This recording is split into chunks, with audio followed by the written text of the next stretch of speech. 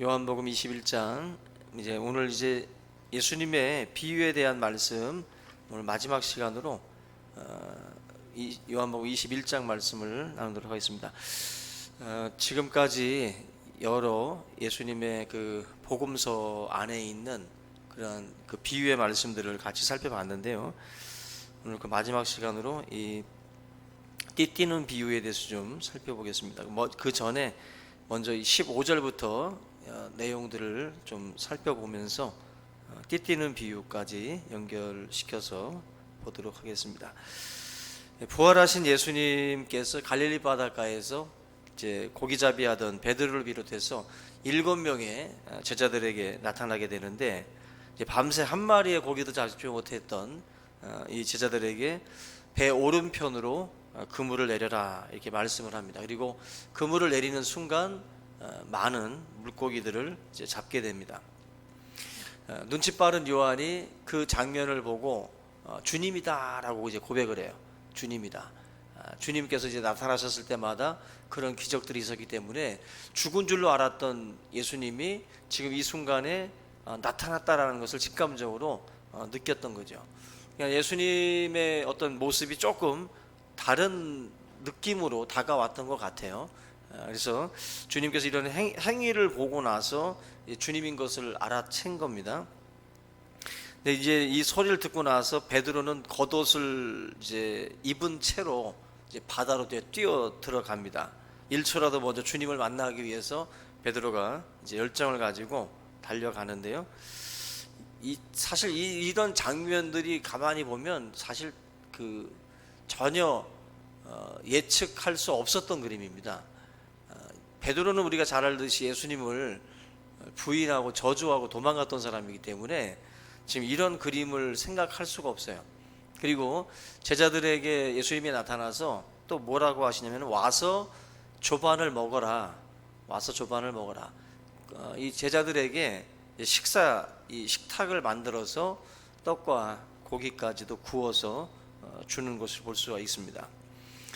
그러니까 예수님이 지금 사실은 이 자리가 어떤 자리가 돼야 되냐면은 막 책망하는 자리가 돼야 되거든요. 책망을 듣는 자리가 돼야 되는데, 사실 이 장면에서 단 한마디도 예수님이 책망을 하지 않아요. 그 베드로뿐만 아니라 예수님의 12제자들이 다 도망갔거든요. 다 도망갔고 베드로나 뭐 다른 제자들도 뭐 할 것 없이 예수님 앞에 책망을 들어야 될 그런 그 상황입니다. 그리고 머리도 못 들 정도로 너무나도 부끄럽고 너무나도 창피해서라도 정말 고개를 땅바닥에 머리를 박고 있을 수밖에 없는 상황이라는 거죠. 그래서 지금 예수님이 단 한마디의 책망도 없어요. 가장 어려울 때 함께하는 게 친구고 가장 어려울 때 함께하는 게 제자인데, 지금 모두가 다 도망갔던 사람들입니다. 근데 이런 사람들, 신앙을 다 저버리고 도망을 갔던 사람들한테 어떤 책망의 말씀도 하지 않고 오로지 그 제자들을 불러서 지금 식탁을 이제 준비해서 대접을 하고 있다는 거죠. 허기진 배를 채워주고 있어요. 상상할 수 없는 그림입니다. 예수님의 어떤 그 진한 사랑도 느낄 수가 있고, 주님이 지금 의도적이죠. 우리가 일반적인 반응은 이게 아니잖아요. 일반적인 반응, 스승의 반응은 니놈들 어떻게 그럴 수 있느냐 따지고, 그 너희들 어떻게 3년 동안 같이 그렇게 다녔는데 한 놈도 남지 않고 다 도망갈 수 있느냐, 그런 이야기들을 사실 꺼낼 만도 한데 예수님이 지금 한마디 그런 말씀을 안 하신다는 거죠. 15절 말씀 보면은 베드로한테 질문을 합니다. 유명한 장면인데요. 요한의 아들 시몬아, 네가 이 사람들보다 나를 더 사랑하느냐. 이 15절에 예수님이 지금 베드로한테 던지는 질문을 가만히 보시면 이게 지금 15절 이하로 해서 3번을 질문을 하거든요. 3번을 질문하는 첫 번째 질문의 특징이 있는데, 첫 번째 예수님의 질문의 특징이 뭐냐면은 비교급이에요. 비교하시는 어떤 그 어법을 써서 예수님이 묻고 있어요. 뭐라고 합니까? 너가 이 사람들보다 비교급을 쓰고 있어요. 이 사람들보다 더 사랑하냐? 지금 이 비교급을 쓰고 있는데, 이게 여러분들 우리가 좀 한번 생각해 볼 예수님의 질문입니다. 왜냐하면 왜 예수님이 지금 비교급을 쓸까? 보통 신앙하면 그냥 1대1이거든요. 하나님과 나지 다른 사람이 아니에요. 다른 사람하고 비교할 게 없거든요. 근데 지금 예수님도 그렇게 해왔고 지금까지. 그런데 지금 베드로를 만났는데 느닷없이 너가 이 사람들보다 나를 더 사랑하냐? 느닷없이 비교를 하고 계세요. 비교를. 원래 비교 안 하시던 분인데 비교급을 지금 쓰고 있다는 것입니다. 이게 왜 예수님이 이걸 쓰고 있냐면은 베드로의 그 과거에 장담하던 그 말투가 있어요. 베드로가 예수님 앞에서 장담하는 말투를 많이 썼거든요.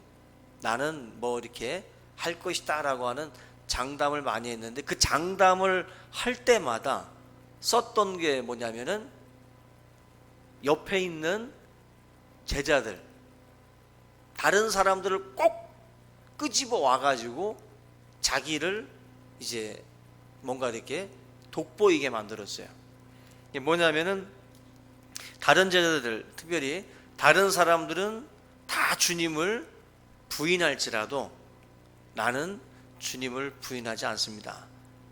다른 사람 하면 옆에 있는 요한이나 그죠? 야고보나 이런 예수님의 제자들이 지금 옆에 다 있는데, 듣는 제자들 입장에서는 굉장히 기분 나쁜 말이거든요. 그죠? 여러분들 앉혀놓고 이 사람들이 다 부인할지라도 나는 예수님 부인하지 않습니다 이렇게 말해버리면 듣는 여러분들 입장에서는 굉장히 기분 나쁜 거예요. 베드로가 그런 어법들을 많이 쓴 거예요. 다른 사람들은 다 그래도 나는 안 그렇습니다 라고 이제 이야기를 해왔거든요. 근데 사실 그 말은 가식은 없어요. 베드로가 원래 가졌던 그 어떤 그 진실함, 열정은 우리가 높게 사야 됩니다. 그리고 베드로가 이 말을 하는 것도 뭐 제자들은 기분 나빴을지 몰라도 지금 현재 베드로가 그 말을 할 때의 기분만은 정말 그런 거예요. 정말 나는 예수님 절대로 부인하지 않습니다라는 게 확고했던 거예요. 자기 생각에는. 그걸 가지고 다른 사람들과 지금 비교를 했던 겁니다. 결국 문제는 뭐가 문제냐면은 자기의 그 수준을 모르는 거예요. 자기 정체성을 잘 모르고 그렇게 호언장담을 해왔다라는 것입니다. 그래서 3번씩이나 부인했을 뿐만 아니라 마지막에 가서는 이제 예수님을 저주했어요. 모릅니다라는 단계를 뛰어넘어서 이제 저주까지 퍼붓거든요. 그러니까 그 정도로 베드로가 그렇게 호언장담을 했는데 여지없이 그냥 다른 사람들보다도 더 밑바닥까지 그냥 내려가는 모습을 베드로가 보였습니다. 자신의 한계와 연약함을 실감을 하고 닭이 이제 3번 울었을 때, 그죠? 통곡하는 장면들이 나옵니다. 그래서 예수님이 지금 그것을 어떻게 보면 염두에 두신 거예요. 오늘 부활하신 주님이 지금 베드로한테 와가지고 너 이 사람들보다 나를 더 사랑하느냐, 이거 굉장히 찔리는 말이에요. 이 말은 내뱉었던 사람 입장에서는 갑자기 과거에 그 자기가 했던 말들이 막 떠오르는 그런 장면이기도 합니다. 뭔가 너가 이 사람들보다 더 나를 사랑하느냐, 베드로가 굉장히 당황을 하고 굉장히 찔렸을 겁니다. 근데 언급결에 베드로가 주님 뭐라고 그래요? 그죠? 그러합니다. 그죠? 주님 그러합니다.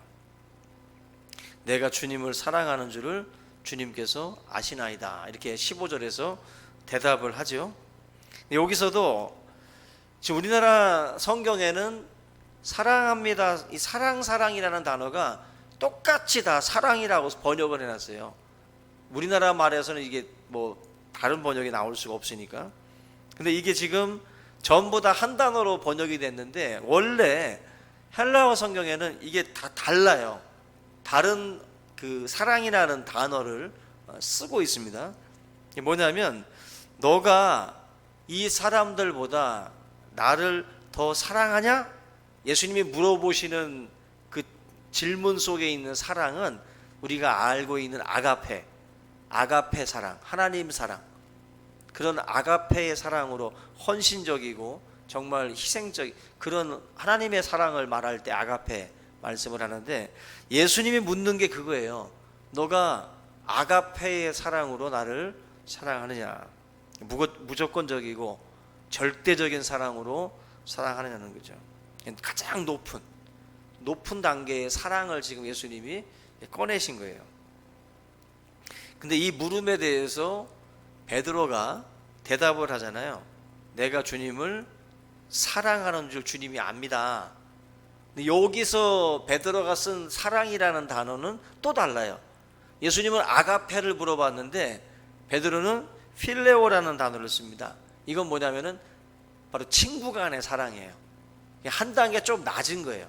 아가페보다는 한 단계 낮은 친구들끼리의 사랑, 그런 우정, 이런 걸 얘기를 합니다. 그러니까 베드로가 예수님의 그 질문을 듣고 나서 나도 아가페로 다 사랑합니다, 그렇게 대답을 안 한 거예요. 그렇게 대답을 안 하고 나는 필레오, 한 단계 낮춰서 친구의 사랑, 그 정도 수준의 사랑으로 나는 주님을 사랑합니다. 섣불리 아가페라는 단어를 못 쓰는 거예요. 아마 과거에 베드로였으면 뭐 자기가 죽는 곳까지 쫓아간다고 할 정도였으니까 나도 아가페의 사랑이라고 말했겠죠.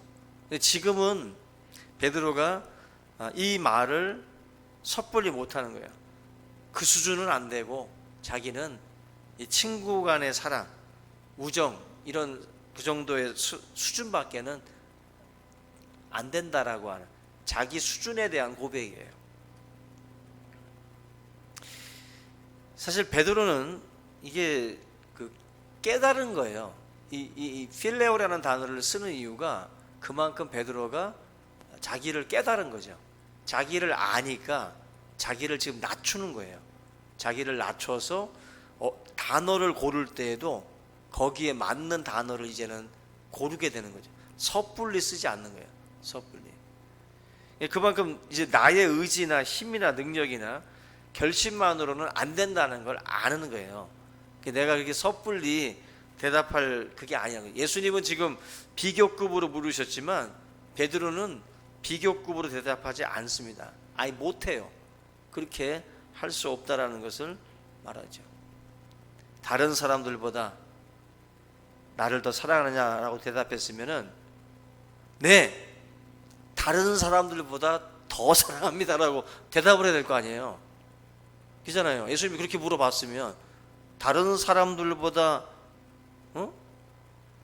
나를 더 사랑해? 그러면은 그 질문에 대한 답을 해야 되는데 그 질문에 대한 답을 안 하고 있잖아요. 그죠? 주님, 그러합니다. 내가 주님을 사랑하는 줄 주님께서 아십니다. 뭔가 약간 예수님의 말에 대답하는 듯 하면서도 뭔가 이렇게 한풀 꺾인 대답을 지금 베드로가 하고 있어요. 베드로가 지금 겸손해질 수 있는 상황들이 앞전에 사건 속에 이제 벌어졌기 때문에 그 사건이 베드로로 하여금 깨닫게 했고 겸손하게 했고 낮아지게 한 거예요. 그래서 이 실패가 어쩌면은 베드로에게는 멀리 볼 때는 베드로의 사역의 어떤 그 기간을 놓고 볼 때는 필요한 시간이었다는 거죠. 그게 깨지고 깨져서 이제 주님의 일꾼으로서 겸손한 사역자로서 지금 사실은 이제 서게 되는 겁니다. 우리가 두 번째로 16절 보면은 주님이 또 물어봐요. 이거 지금 한 번으로 끝나지 않습니다. 요한의 아들 시몬아, 네가 나를 사랑하느냐. 여기서도 또 아가페예요. 또 예수님이 아가페로 또 물어봅니다. 근데 또 대답하죠. 주님, 그러합니다. 내가 주님 사랑하는 줄 주님이 아십니다. 여기서도 똑같이 그 말을 또 쓰고 있어요. 친구의 사랑, 필레오라는 단어를 써요. 그러니까 베드로는 예수님이 두 번 물어봐도 아가페라고 말을 못해요. 그만큼 베드로가 이제 정확하게 자기 자신의 수준, 자기가 얼마나 연약한 존재인지, 내가 지금 이렇게 장담한다고 내가 그렇게 뭐 자신한다고 해서 될 문제가 아니라는 거죠. 우리는 사실 장담하는 존재가 돼서는 안 돼요. 절대로. 우리가 어떤 것을 막 호언장담하는 것처럼 어리석은 게 없는 겁니다. 그러니까 베드로도 이걸 한풀 더 꺾어서 지금 대답을 하는 겁니다. 세 번째 또 물어요. 세 번째, 그죠? 세 번째 예수님이 17절 보면은 세 번째 이르시되 요한의 아들 시몬아 네가 나를 사랑하냐. 똑같은 질문이죠. 근데 여기서 세 번째 예수님이 질문할 때 요 사랑이라는 단어는 아가페가 아니에요. 놀랍게도 앞에 두 번은 예수님이 아가페로 사랑하냐 아가페로 사랑하냐 이렇게 물어봤어요. 근데 요 17절에서는 필레오라는 단어를 씁니다. 필레오. 네가 그래 네가 필레오 친구의 사랑으로 네가 나를 사랑하느냐라고. 어쩌면은 주님은 지금 수준을 낮춰서 베드로의 수준으로 이제 내려오셔서 베드로한테 이 질문을 던집니다. 질문을.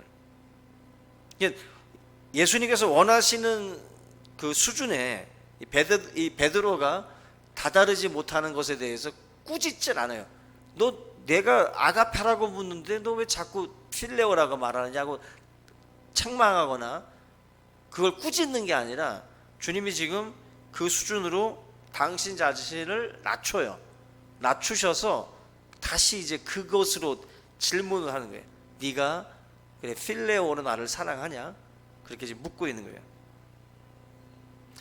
주님께서 먼저 조건 없는 아가페 사랑으로 베드로를 사랑하고 계셨던 것이고, 베드로는 사실은 그와는 좀 거리가 먼 그런 수준인 거죠. 하나님께서 또 예수님께서 베드로한테 아가페의 사랑을 요구하는 게 아니에요. 우리에게도 어쩌면은 예수님은 그런 아가페적인 사랑을 요구하는 것이 아니라고 봅니다. 베드로도 그렇고 우리도 그렇고 다 우리의 수준이라는 게 있어요. 우리가 장담할 만큼 그렇게 대단한 존재들이 아니기 때문에 예수님께서도 지금 이 질문을 하고 있는 거죠. 베드로의 반응이 의외지요. 이제 보시면은 예수님이 지금 그 이제 필레오라는 단어를 써서 이제 사랑하냐고 물으시니까 이어서 베드로가 근심하여 이르되, 이번에는 근심을 해요. 예수님이 아가페라고 물어볼 때는 그냥 주여 그러하이다 내가 주님을 사랑하는 줄 아십니다라고 대답을 하던 베드로가 갑자기 예수님이 아가페를 쓰다가 필레오라는 단어를 또 쓰니까 여기서 이제 근심합니다. 예수님이 위에 거를 얘기할 때는 이만큼 낮췄는데 예수님이 이 얘기를 하니까 또 찜찜해지는 거예요.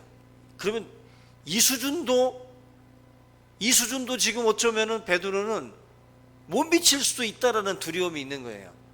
주님이 지금 저 위에 있는 아가페에서 필레오까지 내려오셨는데 예수님이 정작 필레오라고 물어보니까 듣는 베드로가 또 이거 골치 아파지는 거예요. 야, 지금 예수님이 지금 이걸 갖다 들이대니까 이번에는 너 마치 그러는 거죠. 정답을 내가 A라고 대답했는데 A 맞습니까? A 맞습니까? 한 3번 물으면 아닌가? 약간 그런 생각 들죠. 그런 것처럼 베드로가 지금 아가페 하다가 이번에 이제 필레오라는 말로다가 3번씩이나 질문을 이제 던질 때 마지막 자기가 확신하게 대답했던 필레오라는 답을 가지고 또다시 주님이 질문해 버리니까 이번에는 필레오조차도 의심이 가는 거예요. 야, 이거 내가 이 수준도 내가 과연 장담할 수 있을까? 야, 찜찜한 겁니다. 베드로가 지금 근심을 했다라고 물어봐요. 근심했다. 이것마저도 자신이 없었을 정도로 자기 존재에 대해서 지금 철저하게 베드로는 이제 싹 무너진 거예요. 그러니까 하나님이 베드로를 쓰실 때 완전히 무너뜨린 거예요. 베드로를 완전히 바닥까지 아주 떨어뜨려 놓고 나서 그 다음에 이 베드로를 쓰시는 겁니다. 그죠? 그리고 나서 쓰시는 거예요. 교만이 깨져야 되거든요. 교만이 깨져야 하나님이 쓰십니다. 결국 그 베드로는 지금까지 보면은 항상 이렇게 튀어나가는 사람이에요. 뭔가 이렇게 어떤 일이 있으면 머뭇거리지 않고 막 튀어가는 사람입니다. 대답도 그냥 막 튀어가는 사람, 그냥 먼저 막 말하는 스타일입니다.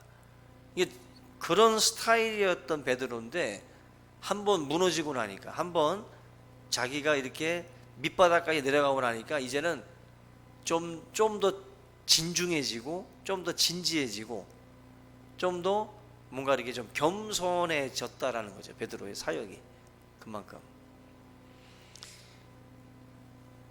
저는 우리 성도님들도요, 그 교회 안에서 신앙생활을 하시면서 여러분들이 예배 잘 드리시고 기도 열심히 잘 하시고 신앙생활 잘 하신다 할지라도 겸손하셔야 돼요. 막 다른 사람들의 신앙 왜 저렇게 시험 드는지 모르겠어 하면서 너무 다른 사람들의 어떤 그 모습에 자기와는 전혀 상관없는 것처럼 생각하면 안 돼요. 나도 넘어질 수 있다라는 생각을 하셔야 돼요. 나도 그만큼 연약한 존재라는 것을 알고 계셔야 돼요. 넘어지는 건 나랑은 별개의 문제인 것처럼 생각하면 안 됩니다. 베드로가 이렇게 바닥까지 내려가는 것처럼 우리 자신도 나는 나에 대해서 너무 이렇게 확신하는, 자기 자신에 대해서 너무 확신하는 사람들이 있어요. 그거는 굉장히 위험한 겁니다. 굉장히 위험한 거예요. 베드로가 지금 그것이 깨진 거예요. 그것이. 예수님이 아가페의 사랑을 확인한 다음에 내 양을 먹여라, 내 양을 쳐라 하면서 이제 다 맡기시는 게 아니에요. 사실은 지금 아가페의 사랑이 아니라고 해도, 그죠? 베드로는 처음부터 아가페로 안 했잖아요. 필레오라고 대답했잖아요. 필레오 이거로다가 지금 계속 대답을 했거든요. 그러니까 주님은 아가페적인 그런 것이 아니래도 주님의 양을 먹이라 맡기고 있어요. 예수님이 맡긴다는 거예요.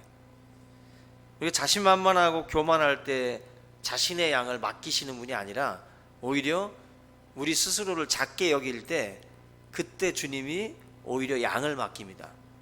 베드로가 호언장담할 때는 양을 맡기지 않아요. 근데 지금 이 본문에 나와 있는 것처럼 실패하고 무너진 뒤에 예수님의 질문에 이렇게 겸손하게 한 단계 낮춰서 대답을 하는 베드로에게 내 양을 먹이라고 예수님이 오히려 그렇게 계속해서 3번씩이나 말씀을 주고 있습니다. 우리가 하나님이 우리한테 뭔가를 맡기실 때는 그런 착각들을 하면 안 돼요. 내가 뭔가 완벽하고 갖추어졌기 때문에 하나님이 나한테 뭘 맡긴다라고 보시면 안 돼요. 내가 부족한데도 주님이 맡기시는 거예요. 그러니까 우리가 우리의 연약함을 알고 주님을 의지하고 매달리는 심정으로 이 사역을 붙들고 가야지, 나는 할만하니까 이걸 나한테 줬다라는 식으로 생각을 하면 안 되는 거죠. 항상 베드로와 같은 겸손함으로 그렇게 우리가 나아가야 주님께서 우리에게 그러한 어떤 역사들을 맡겨 주신다는 겁니다. 자기 의가 깨어지고 난 뒤에 하나님이 베드로를 목자로서, 진정한 목자로서 베드로를 이제 쓰시는 거죠. 그 참된 양들을 맡길 수 있는. 신앙생활이라는 것은요, 철없고 뭔가 이렇게 모를 때는 막 자기를 막 덧칠하는 싸움을 해요. 막 뭔가를 더 막 얹으려고 합니다. 덧칠을 해요. 막.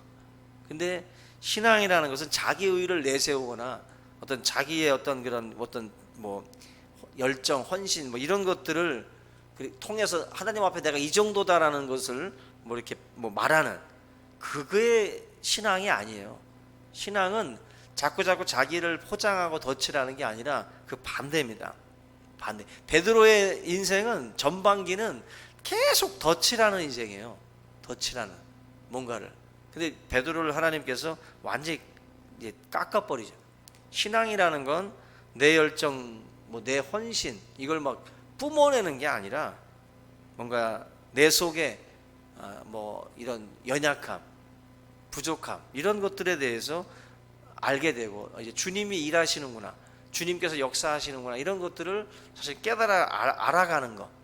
나와 같이 어눌하고 부족한 사람을 하나님께서 사랑하셔서 나를 쓰시는구나, 그런 것들에 대한 사실은 깨달음이 우리에게 있어야지, 자꾸 내 자신의 뭐 열정이나 내가 어떤 헌신, 내가 이 정도 할 수 있다라고 하는 이런 식의 어떤 그 방향으로 가서는 안 된다는 겁니다. 하나님께서 이 베드로를 통해서 우리에게 그걸 지금 말씀을 해요. 그래서 마지막 이제 18절로 이제 쭉 보시면은 이제 띠띠는 비유가 이제 이 내용 속에서 나오는 거예요. 그래서 주님은 이후로 이제 달라질 베드로의 생애에 대해서 비유로 말씀을 하는 거예요. 지금 베드로가 이렇게 막 낮아진 이제 이야기를 이제 하고 있는 상황 속에서 이 띠띠는 비유가 나옵니다. 18절 보시면, 내가 진실로 진실로 내게 이르노니 너가 젊어서는 스스로 띠띠고 원하는 곳으로 다녔거니와 늙어서는 네 팔을 벌리리니 남이 네게 띠띠우고 원하지 아니하는 곳으로 데려가리라. 이게 지금 예수님께서 이제 베드로의 사랑 고백을 듣고 난 다음에 이제 하신 말씀인데, 뭐 유대인들이 입는 옷은 뭐 잘 아는 것처럼 이제 통옷 같이 해가지고 이제 띠를 띠는 뭐 그런 옷들입니다. 그래서 자신이 스스로 띠를 띈다는 것은 자기 뜻대로 살았다는 거예요. 너가 지금까지는 자기 뜻대로 행하고 살았다, 그 얘기를 하시는 겁니다. 그런데 남이 띠를 띄워준다. 지금까지는 너 스스로 띠를 띄웠는데 이제는 남이 띠를 띄워준다는 것은 이제 자신의 뜻대로 행할 수 없다는 거예요. 자신의 뜻대로 행할 수가 없고 끌려다니는, 뭔가 이게 이끌려다니는 거예요. 너의 어떤 그 생각대로 움직이는 이제 삶이 아니라는 거죠. 너의 생각대로 움직이는 삶이 아니라 누군가에 의해서 이끌려가는 그런 이제 존재로서 너가 이제 서게 된다라는 것입니다. 그 다음에 19절에서 이게 이제 어떠한 죽음으로 하나님께 영광을 돌릴 것인지, 이 베드로의 죽음에 대한 암시다라고 지금 말씀을 합니다.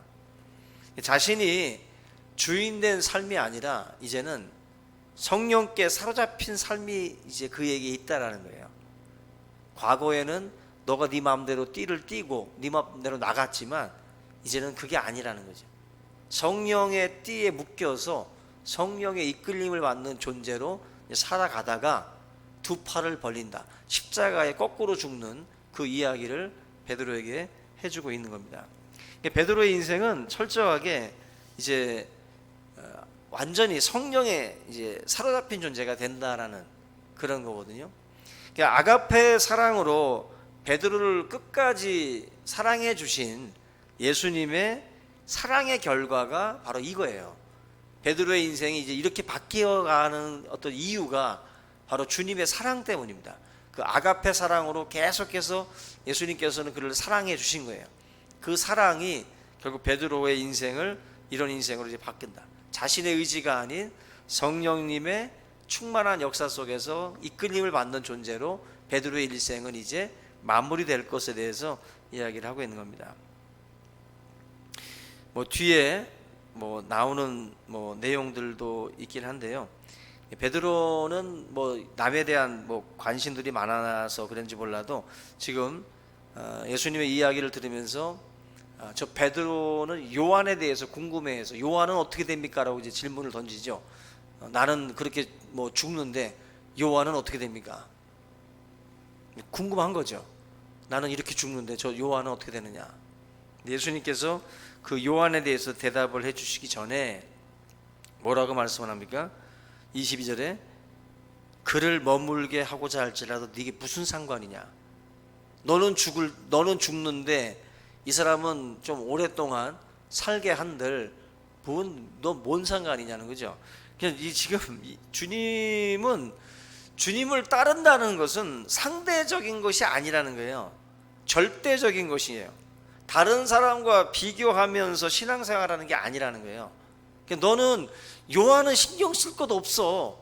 너는 너대로 그냥 따라오다가 너의 길을 마무리하면 되는 것이지, 요한이 길게 살든 짧게 살든 그가 어떻게 되든 너는 그 사람의 그 인생, 그 사람의 사역에 대해서는 신경 쓰지 말라, 비교하지 말라는 거죠. 넌 너대로의 그 사역을 살라는 거예요. 베드로는 베드로로서 그냥 끝나는 거예요. 요한은 요한으로서 끝나는 거고, 베드로와 요한을 예수님은 비교하지 않는다는 거예요.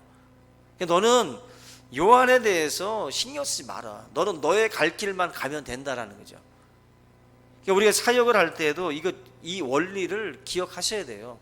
그래서 다른 사람들 너무 신경 쓰지 마세요. 우리가 관계 속에서 그들을 위해서 기도하고 함께 교제 나누고 이런 건 필요하지만, 저 사람과 나의 사역을 비교해 가면서 막 경중을 따지고 이런 거는 다 쓸데없는 행동입니다.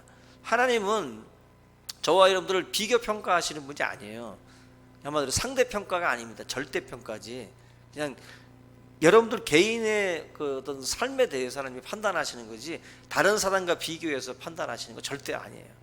우리가 예수님의 이 말씀을 우리가 기억을 하고요. 특별히 마지막 23절은 이 예수님의 말씀을 오해해서 요한은 죽지 않나 보다라고 또 이제 엉뚱한 소리들을 하는 내용들인데, 이건 중요하지 않고요. 결국 예수님의 의도를 잘못 파악한 그런 또 이야기들인데, 어쨌거나 저와 여러분들이 이 베드로라는 인생이 결국 이렇게 겸손하게 낮아져서 하나님의 어떤 그 사역자로 나아가는 이 길목에 이제 서 있거든요. 지금 이런 이 모습들을 보면서 저와 여러분들도 뭔가 이렇게 내 자신에 대해서 자신하고 호언장담하는 태도는 반드시 버려야 됩니다.